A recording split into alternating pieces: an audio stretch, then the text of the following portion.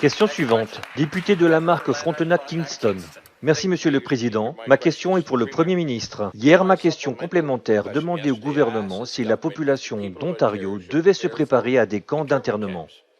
En septembre, le gouvernement fédéral a publié un appel à la manifestation d'intérêt auprès de prestataires pour approvisionner, fournir et gérer les camps d'isolation et de quarantaine à travers chaque province de chaque territoire du Canada. Ces camps d'isolation et quarantaine, cependant, ne sont pas limités à des personnes ayant le Covid, mais accordent de grandes latitudes quant aux diverses personnes pouvant être détenues. Le gouvernement est sûrement au courant des intentions de construire ces camps d'isolation à travers le pays. Et ma question pour le Premier ministre est, combien de ces camps seront-ils construits et combien de personnes ce gouvernement compte-t-il y détenir? Allez-y, leader. Merci. Merci, Monsieur le Président.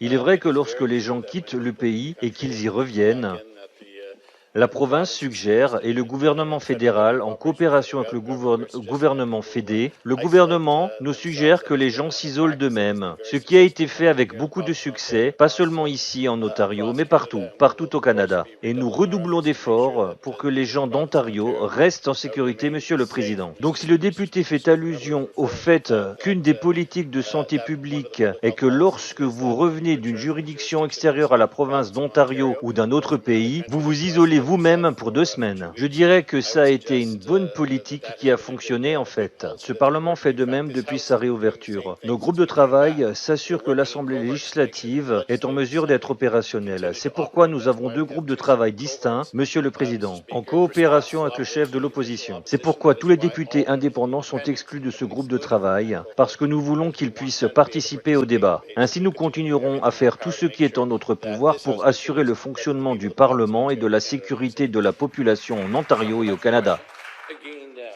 Question complémentaire. De nouveau pour le Premier ministre. Ceci est l'appel d'offres. Et dans l'appel d'offres, il est clairement fait mention que ces camps peuvent être utilisés pour diverses personnes, pas uniquement pour les voyageurs. En fait, il n'est même pas fait mention de voyageurs internationaux, juste de grande variété de personnes. Et je vous enverrai après une copie de l'appel d'offres.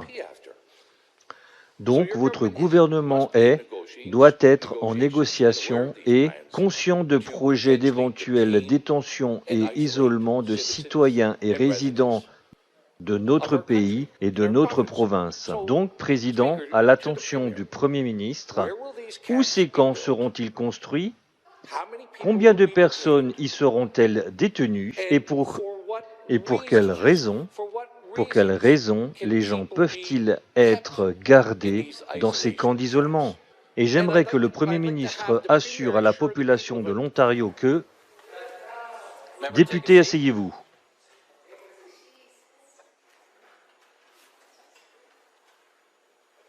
Question suivante.